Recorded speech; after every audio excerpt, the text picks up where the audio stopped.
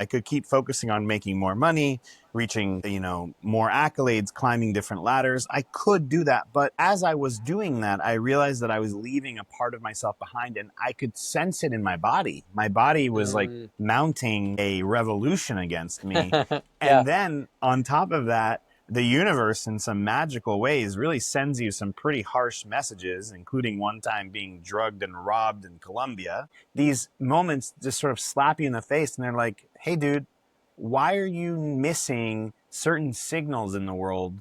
And it turns out I've been missing those signals because I had really cut part of myself off. Welcome to an Inspirational People interview on the Share Life podcast. I'm Jason Scott Montoya, and today I'm speaking with comedian and writer Andres Shabelman. Andres, say hello. Hello.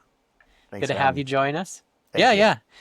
Andres was a successful tech entrepreneur, having been involved in the technology industry early on, including at Airbnb and Fiverr.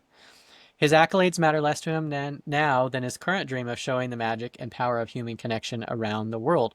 Born and raised in New Orleans to Argentine Jewish parents, he was surrounded by a broader Colombian Catholic community in the South. He also is the author of a book that came out just this year, a few months ago, called Captains Wanted. It's about how a person can do all that is expected of them and still fail, and what it looks like to forge ahead on a new path anyway. So I imagine there's a lot in your story that kind of gets to the heart of that, so I'll be looking forward to hearing that. But to get us started, tell us about you and who you are, and where does your story begin? Yeah, my story begins in New Orleans, and as much as I've traveled my entire life, that city represents me to the fullest. Like, in terms of wanting to soak every last drop of life possible out, to like really enjoy life and to live boldly. So I grew up in New Orleans. My parents are immigrants and they're Jewish, so there was a lot of pressure to succeed. And I did that whole thing. I went to Harvard. I went to another really great school called Williams College for undergraduate. I was one of the first 30 Airbnb employees. I worked at Google. I did international expansion for a lot of businesses, including Airbnb and Fiverr. And I got to the floor of the New York Stock Exchange, rang the bell and everything, made it the pinnacle of capitalist corporate success, and kind of felt a little bit empty and wanted to figure out what it was that was missing. And part of that was writing this book, which took 5 years to write. And part of that was just going on many different kinds of journeys, from plant medicine, therapy, different kinds of retreats, to come back to the core of me, which is, by the way, not done. I'm still in the middle of that process. But yeah, I think it's about figuring out what makes me excited and what drives me, and how can I be of service to the world as an expression of my purest gift. And that's what I'm in the process of doing. And this book and all of my other expressions, the comedy, the acting, the travel show, it's all an attempt to express from that place. Yeah. And is that something you felt from a young age and you just bottled it or pushed it down and it came out? Or is it something that you weren't quite sure was there and then it came out when you kind of were facing this disappointment? I think, for a long time, because love in many ways in my household was equated with succeeding, I just lived my life thinking that in order to get the things that I wanted in life, I needed to do A, B, and C.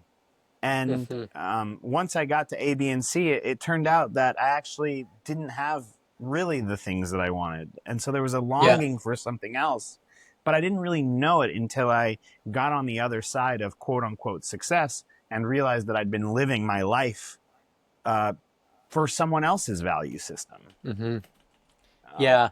Yeah. Well, talk to us more about that idea of living towards someone else's definition of success that isn't our own, and what that does to you internally. Well, I think that you can do that for a very long time. I could keep doing that. I could keep focusing on making more money, reaching, more accolades, climbing different ladders. I could do that. But as I was doing that, I realized that I was leaving a part of myself behind, and I could sense it in my body. My body was like Mm. mounting a revolution against me.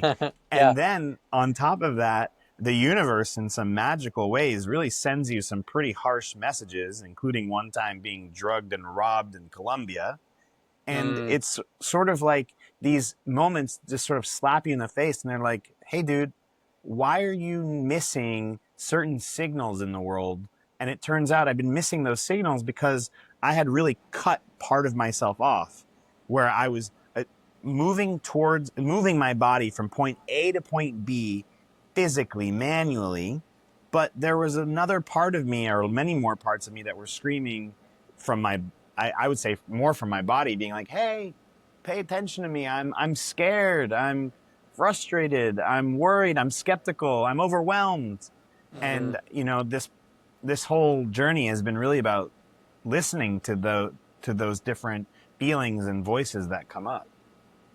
And how does that differ from like your upbringing in terms of like understanding your emotions and figuring out how to understand what's going on inside of yourself, how to label it and actually know what it's doing and how to respond?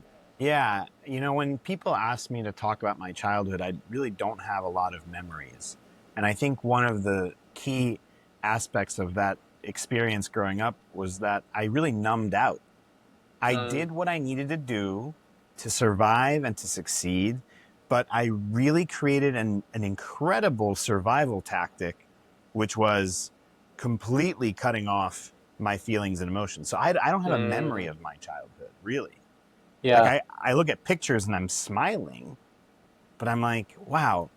I also remember how deep down I was hiding these other parts of me, and and there's like a bit of a sadness when I go back and try to remember my yeah. past.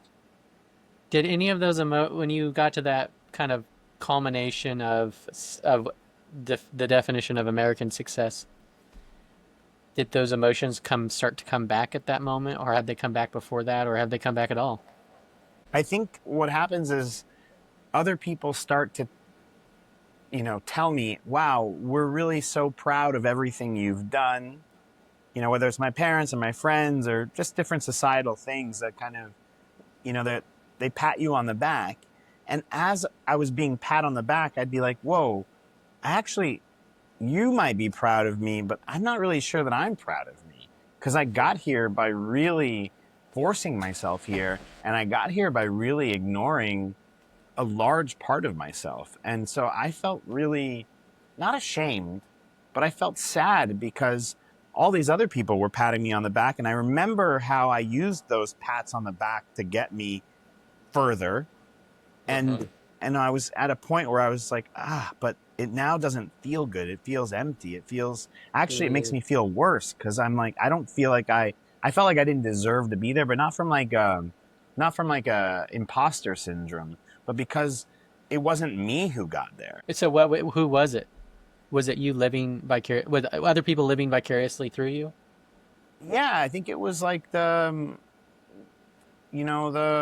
look, I think what happens in immigrant and also in Jewish families, like there's a lot of ancestral trauma that gets passed down, that in order to survive, you need to succeed.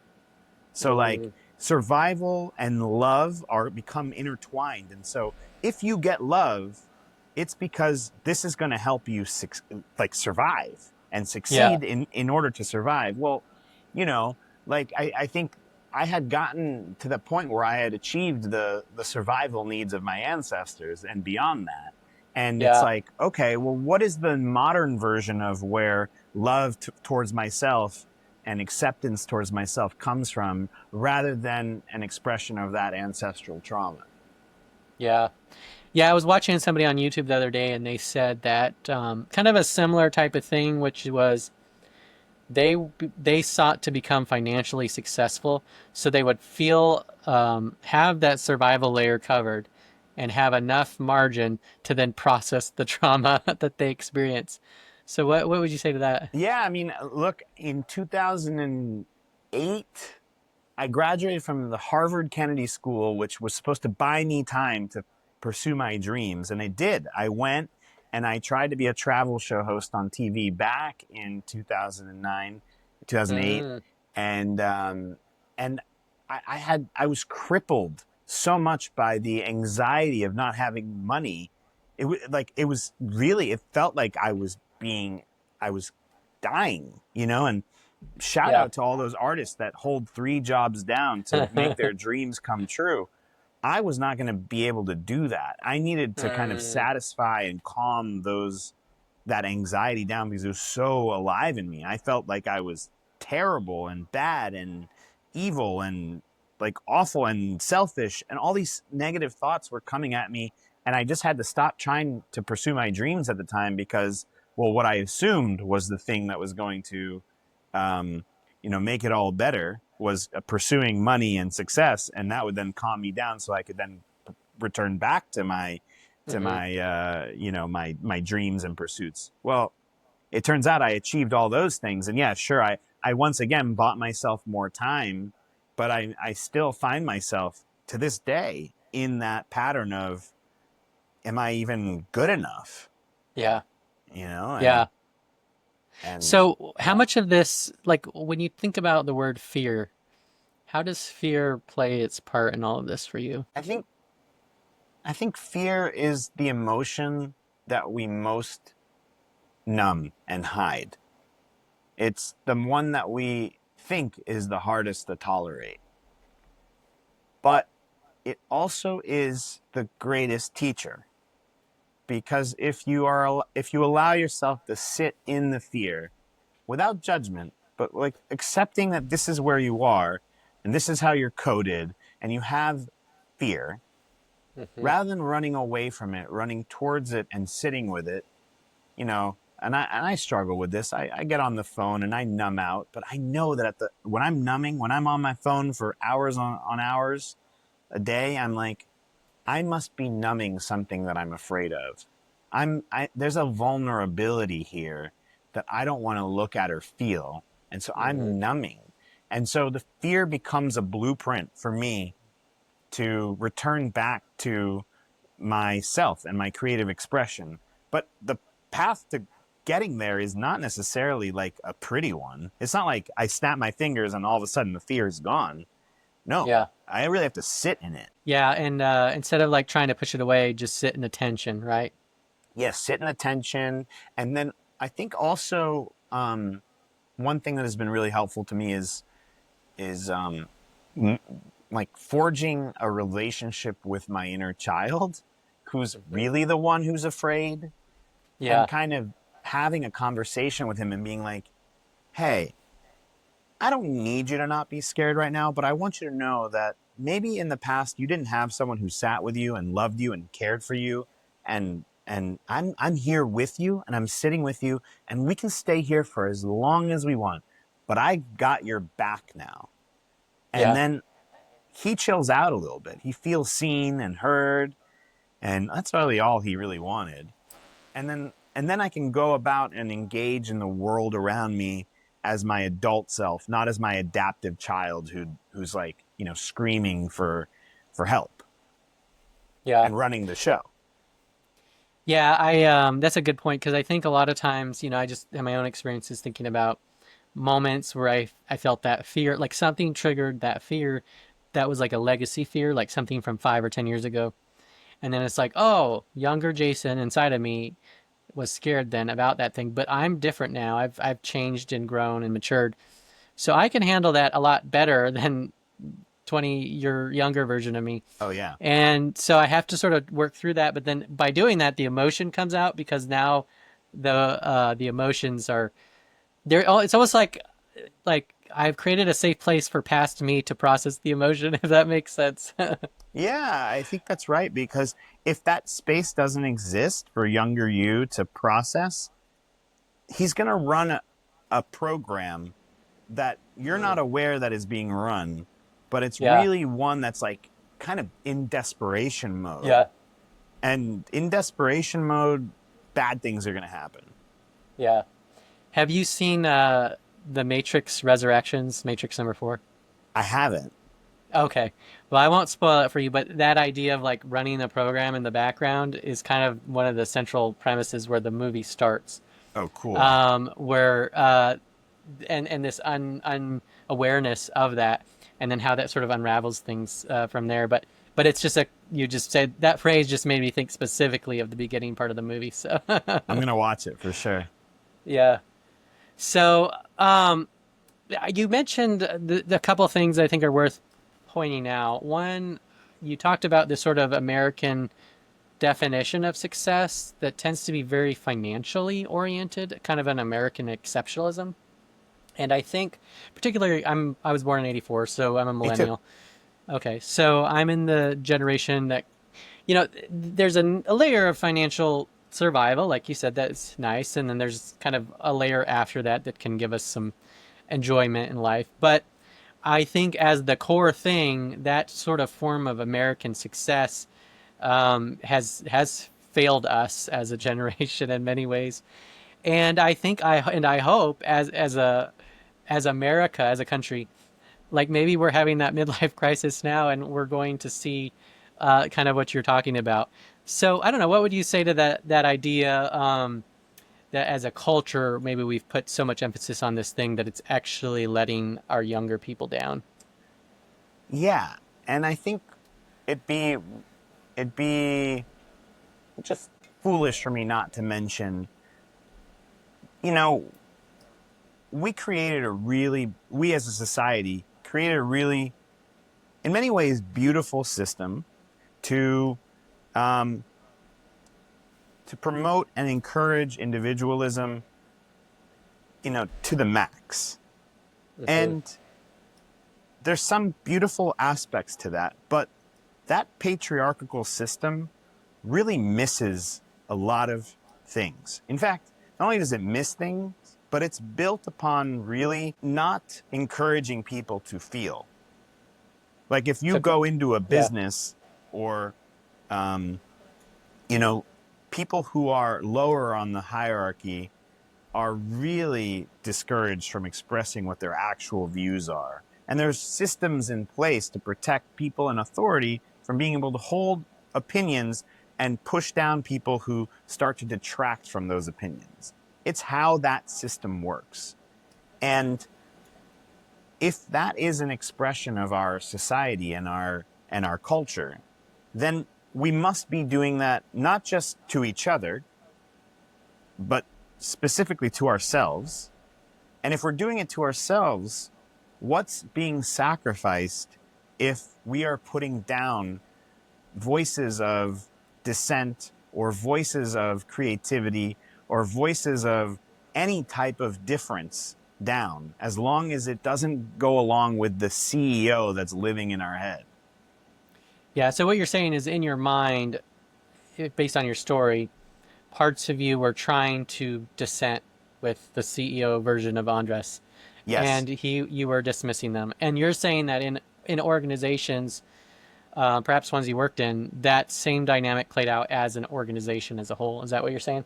Yes. And it also plays out not just in organizations, it also plays out in in our culture, whether it be it's in everything from religious organizations to neighborhood organizations to just anywhere where hierarchy exists in our culture. It necessitates a voice from above telling the voice down below what to think and feel. And Okay. yes, I know that all. I not only do I see it out in society, but I also feel it within myself. And Mm. you know, to be specific, I really do imagine a boardroom in my mind Yeah, where I have a like an Inside Out CEO. in the movie. Yeah, like Inside Out, and I have a CEO who's in charge, who's been in charge for a long time, and I have to have a negotiation with my other parts. Let's say the part that's afraid. And the Yeah. part that's afraid is like, hey, we've been doing this for a long time, and I'm not sure that the outcome that you've wanted has really come about. Like, would you be willing to do things differently? And the CEO is like, no, I'm not doing it different. I'm not doing it your way. Last time we did it your way was terrible. We're not doing that. And then his real fear comes out, which is, I don't want to get stuck here for too long. And so Yeah. my other part says, okay, well, we can do this temporarily. How about we do this for a month? And then if it doesn't work, then we'll go back to doing things the way you do it. And then there's agreement, and then we move forward. But at least all of our different parts are now being listened to as we move forward. And yeah, I do think that's like a model for how our society could work differently, but it has to start from within first. Yeah, I think what you're describing is what I would in terms of the CEO character, and then the person that's lower down is about blind spots that that leader fails to see, and perhaps in the extreme example that you're describing, they don't want to see it, and then all the people that are under them that are affected by that blind spot and are trying to speak to the blind spot, but that person is not interested in hearing it, and that creates a lot of issues, right? Well, yeah, and I think inherent to that is an idea of efficiency. That like there's an Okay. assumption that our CEO is going to get us from point A to point B, and he might very well get us from point A to point B. But the magic of the world and a truth that I know is that if I let go of B and I kind of allow for for the different parts of me to be involved in moving directionally towards B, but not necessarily needing to get to B, the outcome is far more incredible and unimaginable and fun and joy filled than it could have been if I had been so focused on getting from point A to point B. Yeah, I think what you're describing is that how you get from point A to point B matters a whole lot. Like if you're burning everyone out to get there and then they're useless and traumatized, like is it worth it? Or that's a layer. Or if you do it in an immoral way, that has its other consequences. So get how you get not it's not just about going to that point, but how you go there also matters. But also, I mean, but what I'm saying also is like, who cares about point B? Like, point B was established to give us some directionality, but once it became the only destination possible, we cut out points C, D, E, F, G, and any Got option it. that was beyond the alphabet. We've really cut out the magic in our experience, which is there. Like those synchronicities and yeah, those moments of spontaneity that exist in our human experience, which remind us that we're human. They're there all the time, but we're so focused on manually moving ourselves from point A to point B. And yes, at times, like doing harm onto others along the way, which is even more awful. But the real harm that we've done, I think, to ourselves is limit our option to just be some binary B. So let's kind of let's take like a practical example of that. So in a simple way, let's say me and you are what part of the country are you in? I'm in New York right now. Okay, I'm in Atlanta, Georgia. So let's say you and I want to drive to Idaho, right? So that's point B, right? And what you're saying is, hey, we don't have to just go to Idaho. We can go to Washington. We can stop at California, go through New Mexico. Is that kind of what you're Well, saying? I would say, well, Jason, how come? Why are we on this trip? And you would say, well, we want to have fun. We want to experience the world. We want to have joy. I don't know. We want to have we want to dance. We want to. I don't know what it is that our intention is of our drive. Okay, Mm-hmm. but So if we we were, both have to establish our attention. It sounds like the yeah, first step, right? Yeah. yeah. And the destination is like a part of that. You could say, I'd really like to get at some point to Ohio because I know so and so Mm, there. And I'm like, cool. Let's put that on. Let's put that on the map of solutions that we could arrive at. And then we go, and directionally we do move towards Ohio, but along the way, there's little side quests that start to happen that fit into the mold of the dance, the human connection, the experience, the fun, the joy, the skiing, the rafting, mhm. the dipping in hot springs, the delicious barbecue along the way. Whatever side quests come up, we're not so stuck on Ohio that we have to then just ignore all of these other things that come into our purview. Yeah. Yeah. No, that's helpful because I think I think a word that comes to my mind when you say that is having a margin and slack. And in other words, having enough room that the experience of even getting there is part of the experience itself. And we would miss out on all of those if we were like in a hurry, right? Yeah. And I would argue potentially, although I'm not entirely sure because I'm still trying to fully wrap my head around this, but that the only thing that matters is the journey and not the destination. Okay. Like the journey is the destination. It's like a mind trick that we use in a linear society where we need the be in order to feel fulfillment because we've stuck our minds so hard-headedly on be being the outcome. Mhm. But that's in a linear thought process. And I don't know a lot of things in life that are actually linear. So what So you're saying is that the journey, you're saying I want to make the journey the destination essentially. yeah, Yeah. yeah. And we sort of like, what's the And saying? I Like, yeah, go ahead. well, I guess like when I think about your story, like you are so focused on getting to that New York Capitol moment, you missed the journey entirely, right? And now you're going, what have I missed? I missed something really incredible. I wasn't even it's almost like, having kids and then they grow up and it's like wasn't even there. Like, right? What have I done? Yeah, Yeah, they turned them into they turn into adults, but what have I missed? What have I feel like there's a loss there, like a grief of the loss. I yeah. don't know. What would you think? Well, I mean, I think you pointed it out. Like when I think about the sadness of my childhood, there's I don't even remember because I was so Mhm. focused on these point B's all along the way that like I failed to stop and like feel the moment and the present moment. Yeah. And that makes me sad, and I don't want to do that anymore. Yeah. Yeah.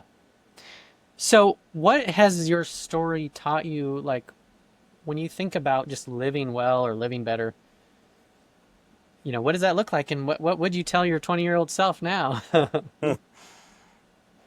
Yeah, I think I would need to remind my 20-year-old self about feelings first. Like it all really starts with learning to name and feel what I'm actually experiencing. Because Mhm. my CEO, specifically for me, was really good at overriding feelings. Mm, And I feel like the key to unlocking what I want in the moment and the the kind of guiding principles for the journey, they're missed when I can't even tap into what I'm actually experiencing emotionally. So yeah. 20-year-old me would probably be like, I don't know, probably give him some nugget of information that would blow his mind. Be like, yeah, but what are you actually feeling, bro? um, Yeah. So, how are you learning to integrate the CEO version of you and the, I guess, the follower? I don't know what you want to call the other character, but the follower version of the CEO. How are you learning to integrate them both? Where you get to benefit from the strengths of both, and neither is dismissing the other?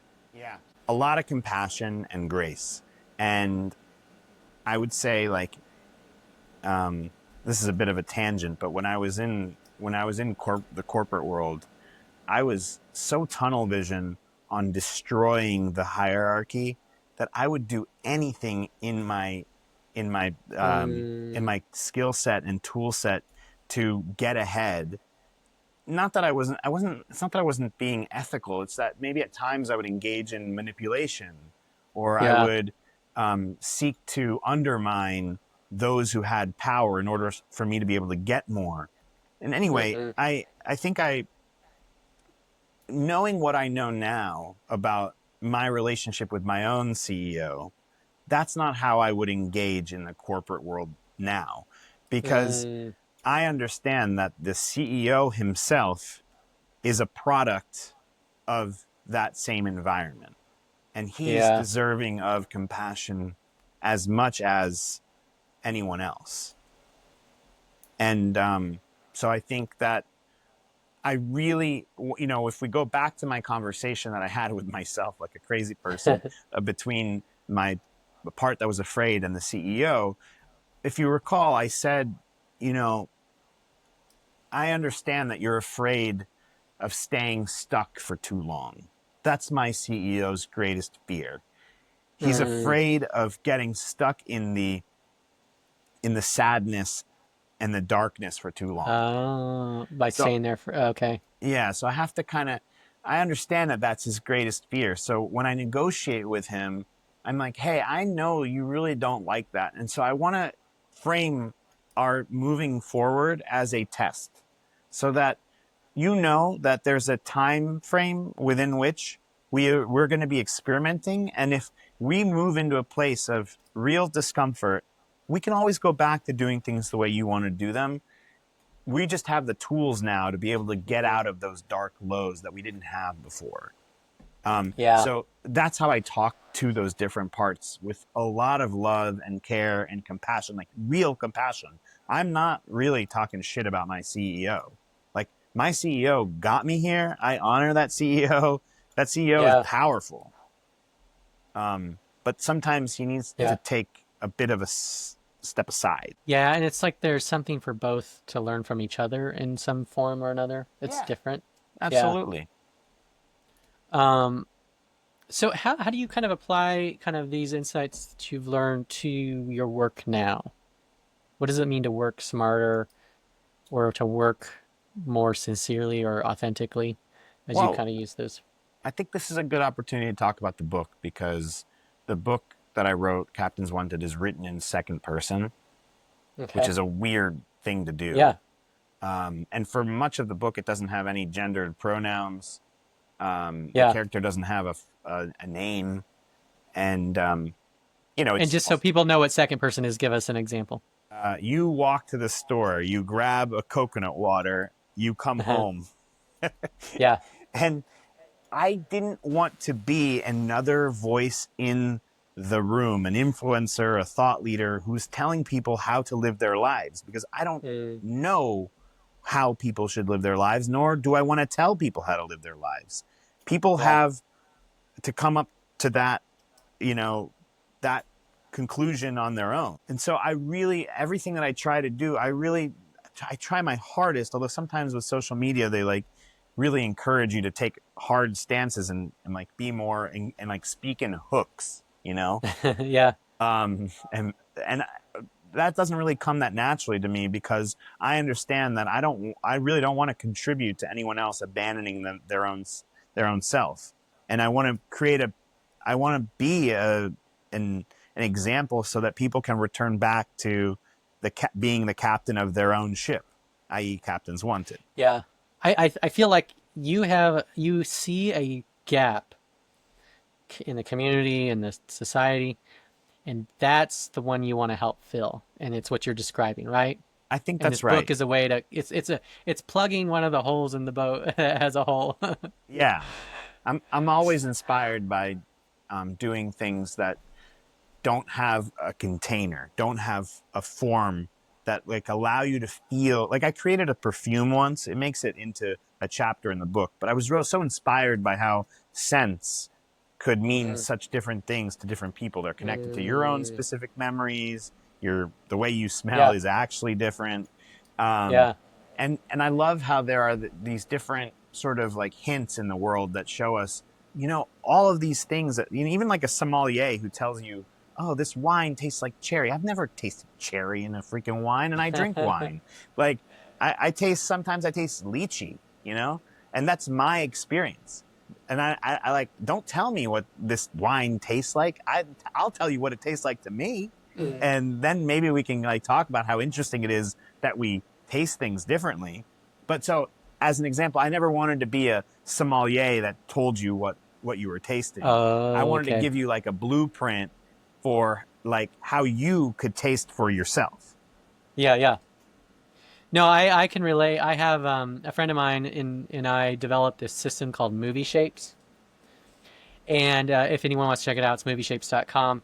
And it's a similar concept. We essentially identified these audience attributes and then these story elements. And for example, some of the story elements might be the character, the story, the setting, the dialogue, performance, so on. And there's 7 of them. And then there's the second part, which is the audience elements, which is how relevant the story is to them, the novelty, is it new, the clarity, the impact, the believability, the depth, the investment. So we essentially give people these elements, and then instead of like saying, well, the movie's good or not, it's like, what are the elements that this movie has that are its strengths, and then what are my kind of personal, hierarchy of these values, and what's the movies that I connect to most that share those same values, right? And now I can talk to my friend who has a very distinct preference for his movies and my preference, and I can actually appreciate what he likes about movies and even recommend movies to him that I may not even like, but I know that he would like because of what he cares about. Does that make sense? Oh, it absolutely does. Like, for example, like it reminds me of how I use Yelp, like when I go Okay. and I'm about to like go to specifically an Asian restaurant. Like, Yeah. I don't look for the 5 stars. I look for like reviews that often say amazing food but terrible service, or the place was disgusting, like from a hygiene perspective, but the food was Yeah. incredible. It's a shame it has poor hygiene. 1 star. I'm like, no, no, no. That's where I want to go. Yeah. Yeah. Yeah, that's funny. So we can't you're talking a lot about, you talked about the individuality, which has a role, but we are dependent creatures. We need other people. And so how has mentoring played a role in your journey? What would you say about mentoring? Yeah, I'm finding that I'm surrounding myself often with, I'm 40 and I've been hanging out. Like a lot of my really good friends are in their mid to late 20s. And especially the men in that group, I think they see me because they're in that, in that zone of like really kind of hustling and trying to make their own and find their place. And I think they see me as like this vision of success. So they project that Mm, success onto me. And then when I talk to them, I just bring who I am. And I think they see there's nuance to what like success and achievement looks like. And I find that there's a lot of value and things that are clicking in those, especially guys' mm, heads where they're like, oh, okay, like I can be successful, but I also should probably ask myself the question of like, why do I want to be successful? Or like, what amount of money do I actually need for the things that I mm, want in life? So I'm finding that mentorship is happening in this quiet way. And simultaneously, it's really actually helping me out because I think, you know, I'm noticing a little bit that some of my own fear that I work hard to kind of undo starts to become more ingrained as I get older, maybe. And yeah. I accept it as being fact. And the connection to younger folks and in the mentorship capacity has really been helpful because I think their energy has really rubbed off on me. And Mm, so I would say it's like pretty two-way street. And I found myself also, there have been moments when I've been caught up with the idea of like, oh, I'm a mentor and they're my mentee. And I've yeah. maintained that hierarchy. And then it really has bit me in the butt, actually. Like I remember doing, just a side story real quick. I remember doing one of these sweat lodges, a temescal with one of those groups at one of their bachelor parties. It's Oh, like I a, haven't it's done like it before. Yeah. it's like an indigenous ceremony Oh, okay. Yeah, I had where someone on the podcast recently did it. He was up in Minnesota area, and there's a tribe there that he did it with. yeah. And Yeah. and I'd done it before, and I was talking to them about how you'll find your inner warrior about like halfway Oh, through, and probably a quarter of the way through, it was too hot for me. And I remember suffering in there thinking, I don't want them, these people that look up to me, seeing me mm, struggling. And yeah. eventually I got out and early, and I really like felt so ashamed that I had Mm, gone to that place. But then I remembered, I was like, oh, yeah, here's an example of like a hierarchy that I somehow bought into that like I benefit from. Yeah, I can help folks that are younger out, but they're also helping me out. And if I need help, I should be able to ask for help too. So it was just sort of another example of where like I held the hierarchy in my mind, like of mentor mentee, and in reality, like Oh, it should have fizzled away also. yeah.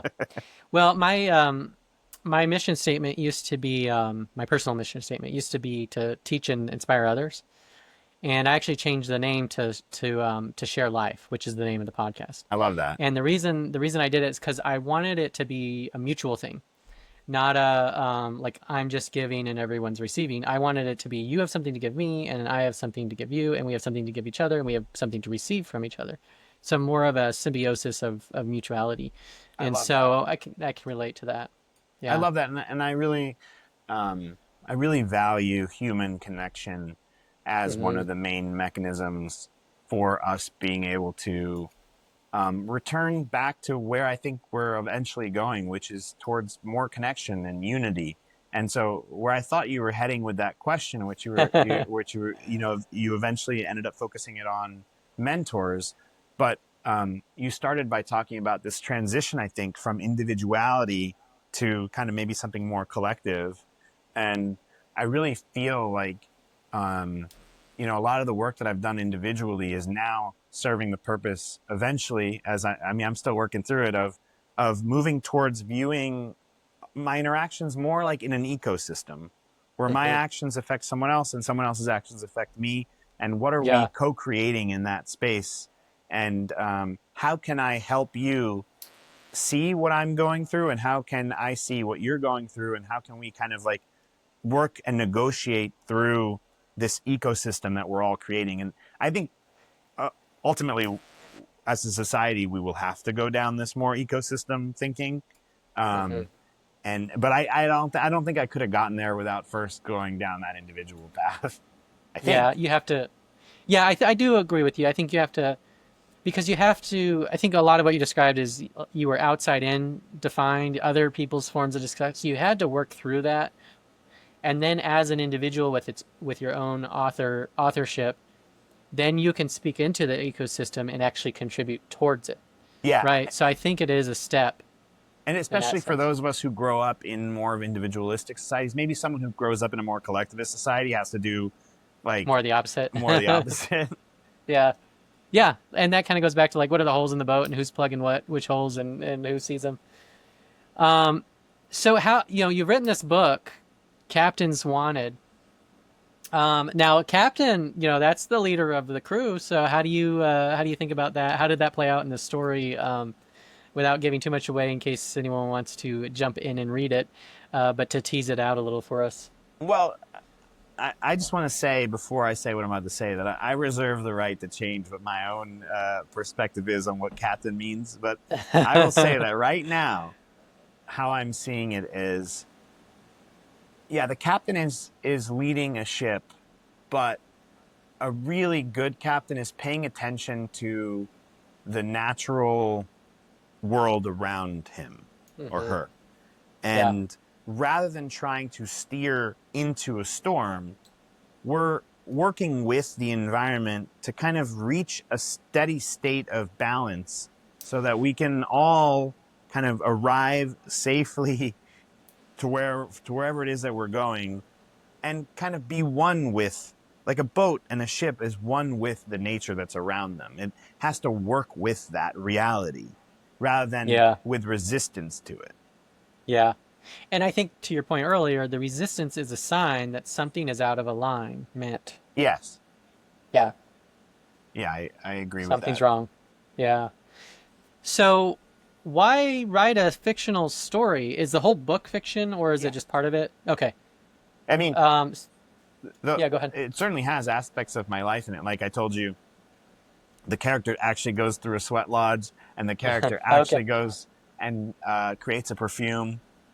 Okay. Um, but no, it's fictional. Again, going on that same. I think there's more room for you, the reader, to step in to the position of being a captain, your own captain, if it's done in a fictional way, rather than if it were like some sort of self-help book where I'm some sort of all wise knowing elder who's telling you that how Yeah. best to live your life. I thought fiction was the only way. And it Yeah. also allowed for me to include these magical elements, which I believe to be true in our experience of life. I don't know how or where they come from, nor do I even pretend to know where they come from. Um, but I kind of allow for different, like sort of like an homage to our intuition or to um, these more magical, realist aspects of our human experience. Mm-hmm. Like whether Yeah. uh, you know, in the book I refer to cairns. You know how like when you're hiking and there's these rocks that are stacked up on top of each other that kind of like guide where you're going. Have you? Like someone has done it where they've made the Yeah, stack. someone has Yeah, done it. yeah, yeah. But you sometimes you don't know where they are. You kind of have to like you kind of have to like sometimes they appear out of nowhere like, oh, there's the cairn, cool. And so you kind of like you're not like actually walking every step necessarily always looking towards the next cairn. You're walking Mm, and then at some point you look up and you're like, oh, cairn, cool, I'm in the right spot, let's keep going. And I think yeah. that's kind of like an example of some of the more like there are cairns in our life that exist all the time. And for me, joy is a great cairn. And sometimes though they're more weird. There could be like a bird that you see Yeah, or a yeah, number that you really like. yeah, And I think it's totally yeah, fine like to follow those cairns. yeah. Yeah, I've had interesting things like that. I had a road, the road that I grew up on was called Whiting, Whiting. And I was several years ago, I just have it kind of going through this experience, and this truck, I look in front of me in this truck, and there's this little sign that says Whiting, and apparently they make some kind of thing for trucks, so Yeah, they started seeing it, but that was just kind of that, like, you're on okay, the what right is path. that? Yeah, kind of a little nudge. So, so talk to us about how narratives and stories shaped you as a person. Um, Well, I want to refer back again to the writing of this book, where it took me 5 years to write it. And halfway through Wow. is when I actually had this traumatic experience of this drugging and robbing in Colombia, which in many Mm, ways happened because I was ignoring my like signals and red flags and ignoring parts of myself. And here I was writing a book about paying attention to parts of yourself. So it mm-hmm, was a reminder that even as I was writing a story, that it wasn't complete. That mm-hmm. the narrative was helping me, just like this conversation with you, is helping me solidify my path. But I'm Yeah, not there yet, wherever there means. So, yeah, like, narrative is helpful because I do think it's nice to know that where you're coming from and where you're going. But then we also have to leave room for the fact that, like, there is no point B and it's not a linear process. And we're going to fall back. And yeah, we're going to keep moving forward in some ways. So narrative is interesting because it helps place us where we are, but it mm-hmm, also isn't something that I think we need to stay so like like attached to, because at the end of the day, the story that we're writing for ourselves isn't linear anyway. yeah, yeah. So you made me think of a interview with Amanda Ripley on the Good Fight podcast, and I want to just read this to just get your reaction, because your story about being in Colombia and then getting robbed and having the signals but kind of ignoring them. I just wanted to read this and just see if you relate to it, because it's about denial. I think part of that. So Monk is interviewing Ripley. He says a lot of the time denial is actually a good recipe because it turns out that the fire alarm really is just a drill. But sometimes it's not. Sometimes it's the real deal. We're actually facing a disaster in this case. So you're saying that at that point you have deliberation. What does that look like? What's the promise of deliberation? What are the pitfalls? And so here's how Ripley answers. That disbelief and denial phase can be interrupted quickly by the deliberation phase if there's someone around you who knows something. I talk about a woman who was in the World Trade Center on 9/11, and the first plane struck the building just a handful of floors above her. It obliterated 4 floors immediately, and the whole building lurched violently in a way it never had before. But something in her body and brain told her it was okay. It was fine. It was nothing, right? And you hear this again and again, even from the pilots whose passenger airplanes are about to go down. So it's important to know. I've noticed this in myself. But anyways, someone else, one of her coworkers yelled to get out of the building. And if they hadn't, she is convinced she would have stayed much longer. And so this kind of ties into what you're saying now, but also what you said earlier, which is like you have to listen to all the voices because sometimes the voice was going to save your life, you know? So I don't know. What sticks out when you hear all that? Yeah, I think what sticks out is, and kind of similar to my experience in the sweat lodge. It's like we have to be careful not to believe our own bullshit. Like, and sometimes it's the words that we use that help move us to the next stage of our life. Mm-hmm. But sometimes the words that we're using, like even like the speeches that we're giving publicly, the things that we might even be known for, there's a lag sometimes between the things that we already know intellectually and the embodiment of that knowledge and all of that experience. Mm-hmm. And for me, I know that there is a bit of a lag. Like I've been way wiser in words than I have been in action for a large portion of my life. And I think it is another example of how there's a disconnect sometimes between our brain and our bodies. And so that's kind of like, I am focusing a little bit more on that piece, which is integration.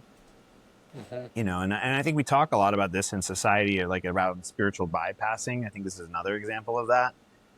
Where we think we're further along than we are, but the body itself hasn't fully caught up yet because in many ways it's chemically addicted to a past way of being. And so we have to undo that chemical addiction of the body in order to be able to embody what we already know.